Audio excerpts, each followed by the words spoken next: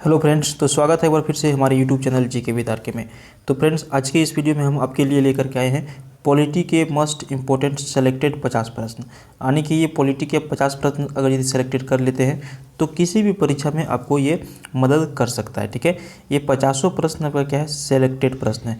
और ये आपको बता दें कि सारे क्या है, वन लाइनर है। ठीक है, क्या है, वन लाइनर प्रश्न है। तो उम्मीद करेंगे कि आप यहाँ पे वीडियो के अंत तक अब जुड़े रहते हैं तो आपका ये पूरा टॉपिक जो है कंप्लीट हो जाएगा पॉलिटी वाला। ठीक है, चलिए पहला प्रश्न से हम लोग यहाँ पे आंसर करना चालू करते हैं। देखिए, लोकसभा अध्यक्ष अपना त्यागपत्र किसे देते हैं? अगर यदि लोकसभा अध्यक्ष को अपना त्यागपत्र देना है, अपना सीट को त्यागना है, तो वो क्या करते हैं, लोकसभा उपाध्यक्ष को अपना क्या करते हैं, त्यागपत्र सौंप देते हैं। ठीक है, लोकसभा जो है लोकसभा के उपाध्यक्ष को यानी कि त्यागपत्र देते हैं। सेकंड प्रश्न आपको पूछ रहा है, देखिए यहाँ पे कि भारतीय संविधान के मौलिक अधिकार, भारतीय संविधान के मौलिक कर्तव्य को किस देश के संविधान से लिया गया है? ठीक है, तो देखिए भारतीय संविधान के मौलिक कर्तव्य को किस देश के संविधान से लिया गया है? तो रूस, इसका करेक्ट आंसर हो जाएगा।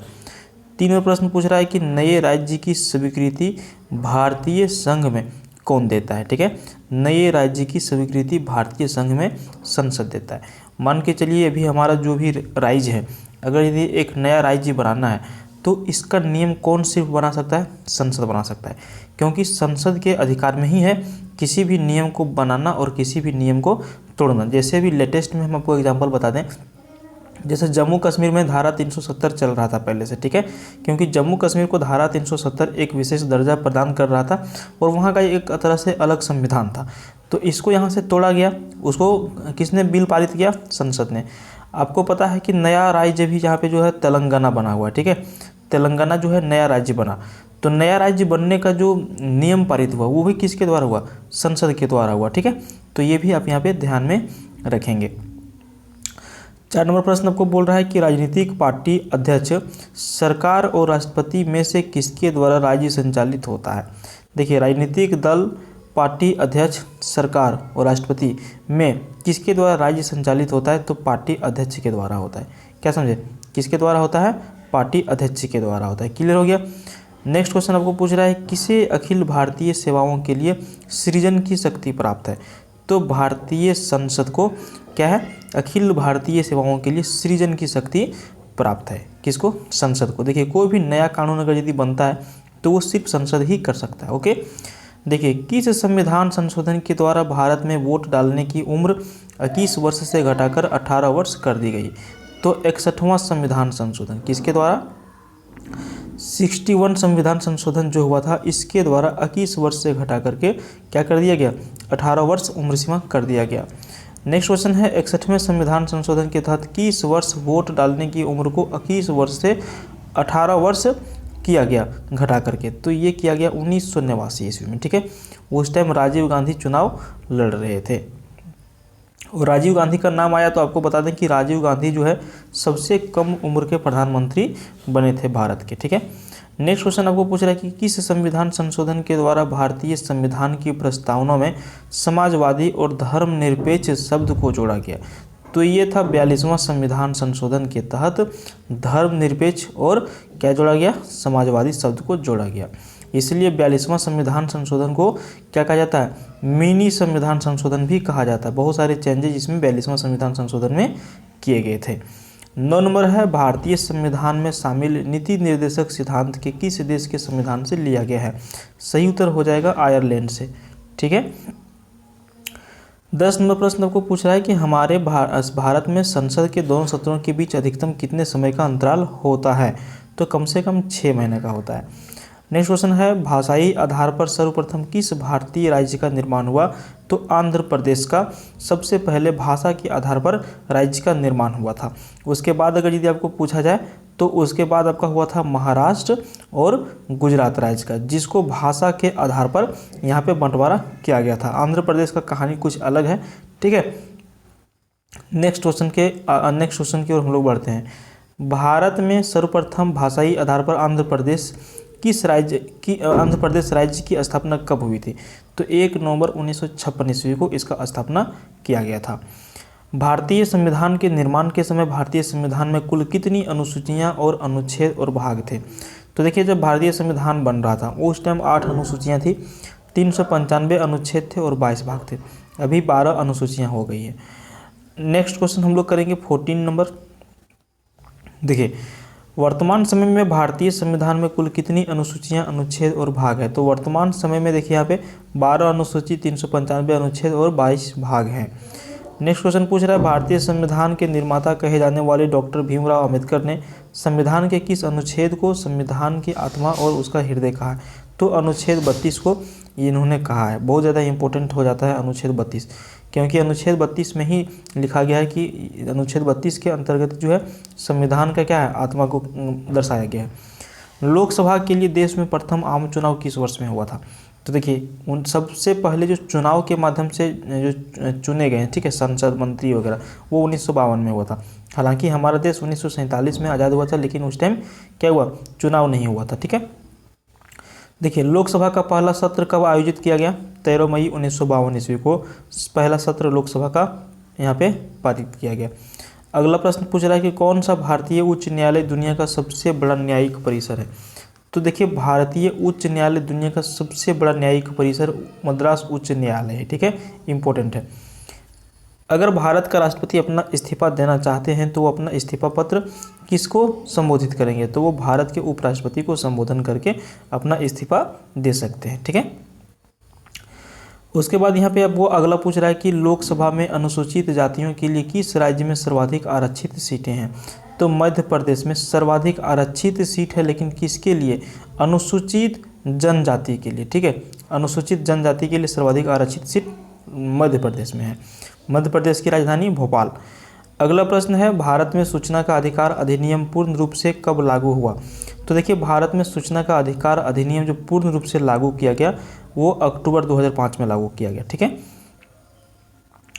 नेक्स्ट क्वेश्चन आपको पूछ रहा है कि भारत में सूचना का अधिकार अधिनियम किस राज्य या केंद्र शासित प्रदेश को छोड़कर सभी क्षेत्रों में लागू है? तो ये जम्मू और कश्मीर में उस टाइम लागू नहीं था। अभी नया नियम क्या बना हुआ है, अगर यदि आपको पता है तो आप कमेंट करेंगे कि ये भी वहाँ पे लागू हुआ या फिर नहीं लागू हुआ। नेक्स्ट क्वेश्चन है, देखिए भारत का राष्ट्रपति संसद के लिए एंग्लो इंडियन कमेटी के कितने सदस्यों को नामित कर सकता है? तो यहाँ पे अधिकतम 2 सदस्य को ही ये क्या कर सकते हैं, नामित कर सकते हैं एंग्लो इंडियन को संसद में राष्ट्रपति। अगला प्रश्न आपको पूछ रहा है कि भारत के सभी केंद्र शासित प्रदेशों के लिए लोकसभा में कितनी सीटें आरक्षित की गई है? तो सभी केंद्र शासित प्रदेशों के लिए लोकसभा में 20 सीटें आरक्षित की गई है। अगला प्रश्न आपका है भारतीय संविधान में कुल कितने मूल कर्तव्य हैं? तो देखिए हमारा जो भारतीय संविधान है इसमें हमारा मूल कर्तव्य है। ठीक है, मौलिक अधिकार की बात करें तो हमारा 6 मौलिक अधिकार हैं। 26 में आपको पूछ रहा है कि भारत में इलेक्ट्रॉनिक वोटिंग मशीन का इस्तेमाल सबसे पहले कब और कहाँ किया गया था? तो सन 1982 ईस्वी में केरल में सबसे पहले इलेक्ट्रॉनिक वोटिंग मशीन का इस्तेमाल किया गया था। ठीक है, 27 में पूछ रहा है कि भारत में स्थापित प्रथम नगर निगम कौन सा था? तो चेन्नई नगर निगम भारत में स्थापित पहला क्या था, नगर निगम था। ओके, 28 पूछ रहा है कि सन 1959 में किस राज्य ने पहली बार पंचायती राज को अपनाया था? तो राजस्थान राज्य ने पहली बार जो है नागौर में यहाँ पे पंचायती राज व्यवस्था का आरंभ किया था। भारतीय संसद में अस्थायी समितियों की कुल संख्या कितनी है? तो 45 है। ठीक है, ये भी इम्पोर्टेंट प्रश्न आपका है। देखिए 30 में पूछ रहा है कि अगर कोई व्यक्ति भारतीय नागरिकता प्राप्त करने के लिए आवेदन करना चाहता है तो उसे पहले भारत में कितनी अवधि के लिए रहना होगा?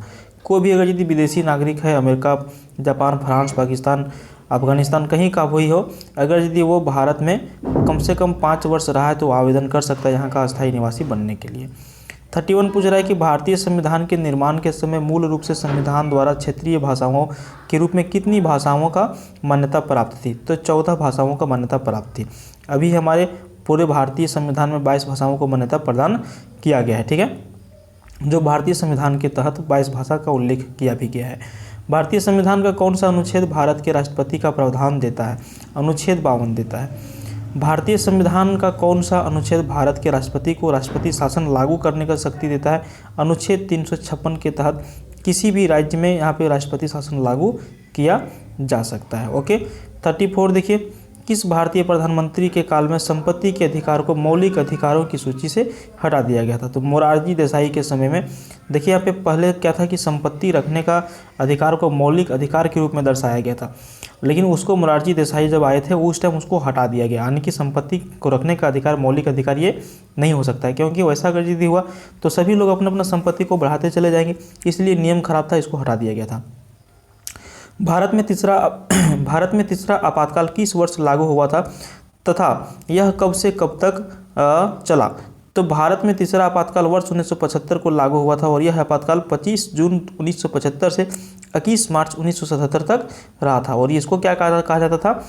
ब्लैक डे कहा जाता था। ठीक है, बहुत ही खतरनाक था ये। भारत में अब तक कितनी बार राष्ट्रीय आपातकाल लागू किया जा चुका है? तो भारत में अभी तक 3 बार राष्ट्रीय आपातकाल लागू किया जा चुका है। भारत में प्रथम आपातकाल कब लागू हुआ था? तो भारत में प्रथम आपातकाल 26 अक्टूबर 1962 को भारत चीन युद्ध के समय में लागू हुआ था। भारत में पंचायती राज व्यवस्था के मध्यवर्ती स्तर को क्या कहा जाता है? तो इसको पंचायत समिति कहा जाता है। जैसे मुखिया हो गया, सरपंच हो गया, तो वही जो सरपंच है उसी को पंचायत समिति सदस्य कहा जाता है। देखिए, भारत में पहली बार राष्ट्रपति शासन किस भारतीय राज्य में लगाया गया था? तो सबसे पहले राष्ट्रपति शासन राजस्थान में लगाया गया था। भारत का राष्ट्रपति देश में वित्तीय आपातकाल लगा सकता है। इसका प्रावधान भारतीय संविधान के किस अनुच्छेद में? तो 360 में इसका अनुच्छेद में उल्लेख किया गया है कि भारत के राष्ट्रपति वित्तीय जो है यहाँ पे क्या है, आपातकाल लगा सकते हैं। मौलिक अधिकारों के अंतर्गत भारतीय संविधान का कौन सा अनुच्छेद बच्चों के शोषण से संबंधित है? अनुच्छेद 24। नेक्स्ट प्रश्न आपका है, भारत के प्रथम स्पीकर कौन थे जिनके विरुद्ध भारतीय लोकसभा में अविश्वास प्रस्ताव लाया गया था? जीवी मावलंकर के विरुद्ध लाया गया था। देखिए, भारत एक गणतंत्र देश है और इसका क्या अर्थ है? तो देखिए, भारत में कोई भी वंशानुगत शासन नहीं है, यानी कि एक वंश से दूसरे वंश में ट्रांसफ़र नहीं किया जा सकता। यहाँ के वही सबसे बड़ा क्या है, गणतंत्र देश का ये एक तरह से कह सकते हैं पॉजिटिव चीज़ है। भारत की संविधान सभा द्वारा भारत को एक संविधान देने का प्रस्ताव कब पारित किया गया था? 22 जनवरी 1947 को पारित किया गया था। किस मिशन के अंतर्गत भारतीय संविधान के निर्माण का प्रस्ताव बनाया गया था? तो क्रिप्स मिशन में। ठीक है, नेक्स्ट क्वेश्चन आपको पूछ रहा है कि भारतीय संविधान सभा का प्रथम निर्वाचित अध्यक्ष कौन थे? तो डॉक्टर राजेंद्र प्रसाद थे। बहुत ज़्यादा इंपॉर्टेंट प्रश्न है, डॉक्टर राजेंद्र प्रसाद और सच्चिदानंद सिन्हा के बारे में भी पूछा जाता है। 47 है, संविधान सभा द्वारा भारत के संविधान को देने का संकल्प कब स्वीकार किया गया था? 20 फरवरी 1947 को स्वीकार किया गया था। संविधान सभा के प्रांतीय संविधान समिति का अध्यक्ष कौन थे? तो सरदार वल्लभ भाई पटेल थे। भारत का संविधान कब लागू किया गया था? 26 जनवरी 1950 को भारत का संविधान को लागू किया गया था। भारत के राष्ट्रीय प्रतीक को कब भारत सरकार द्वारा अपनाया गया था? 26 जनवरी 1950 को ही भारत का राष्ट्रीय प्रतीक को भारत सरकार के द्वारा अपनाया गया था। तो जहाँ तक दोस्तों आपने देखा पॉलिटी का ये 50 प्रश्न बहुत ज़्यादा इंपॉर्टेंट थे। उम्मीद करते हैं वीडियो अच्छा लगा तो शेयर करिए, लाइक करिए, चैनल को सब्सक्राइब करिए। Thank you.